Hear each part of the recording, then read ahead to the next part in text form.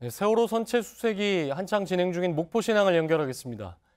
자, 이가혁 기자, 그러니까 미수습자 가운데서 같은 반 친구 2명 유류품이 어제 오늘 해서 잇따라 계속해서 발견이 되고 있는 거죠?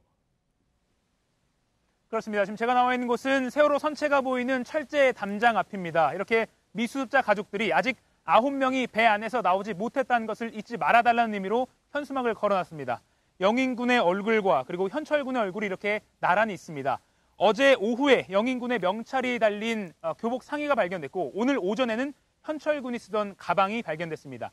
현철군의 가방은 검은색 작은 백팩인데 이 안에는 진흙이 잔뜩 쌓여 있었습니다. 그리고 안에 내용물을 보니까 몇 가지 옷가지가 있었고 또 이 학생증 얼굴과 다르지 않은 이 사진이 붙은 학생증이 붙어 있었습니다. 그 영인군과 달리 현철군은 그동안 전혀 유류품이 아무것도 발견되지 않아서 가족들이 상당히 애를 태웠습니다. 그런데 참사 발생 1108일 만에 오늘 가방이 가족품으로 돌아온 겁니다. 평소 저희 취재진에게 아주 살갑게 인사를 먼저 건네던 현철군 아버지 남경원 씨는 오늘은 눈물을 많이 흘렸다면서 말을 아꼈습니다. 예. 그러니까 지금 수색은 현재 선체 내부의 3, 4층, 그러니까 총 5개 구역에서 수색을 진행하고 있는 건데 미수습자 유류품이 이제 발견된 지점, 여기도 좀 의미가 있는 거라고요? 네, 준비된 그래픽을 함께 보시면 두 학생의 유류품이 잇따라 발견된 곳은 4층 좌현, 그러니까 바닥 부분입니다. 쌓여있던 진흙 속에서 발견이 됐는데 애초에 물건들이 여기에 있던 것은 아닙니다. 단원고 남학생들이 머물렀던 4층 선수와 중앙부 객실 부근에서 있었던 것이 침몰 과정에서 그리고 3년 동안 세월 속에 바닥 아래로 떨어진 것으로 추정이 됩니다. 이곳은 현재 철기둥 말고는 남은 것이 거의 없는 상태입니다. 지금 4층 선수와 중앙부에 수색이 집중되고 있기도 합니다.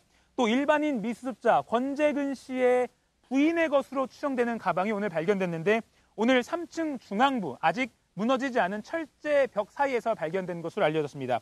이곳 역시 이 권 씨가 있을 것으로 추정되는 곳과 크게 멀지 않은 곳입니다. 이처럼 애초에 수색팀이 미수습자가 있을 것이다 라고 추정한 부분과 유류품들이 있던 부분이 서로 크게 위치가 다르지 않다 보니까 미수습자 발견에도 조금씩은 기대감이 커지고 있습니다. 예, 그러니까 이가혁 기자 얘기를 들어보면 이제 앞으로가 이제 지금부터가 본격적인 시작이다, 중요하다 이렇게 볼 수가 있겠는데 지금 현장 분위기는 어떻습니까? 네, 약 1시간 반 전쯤에 선체주사위원회가 전체 회의를 마쳤는데 여기서 나온 결론이 있습니다.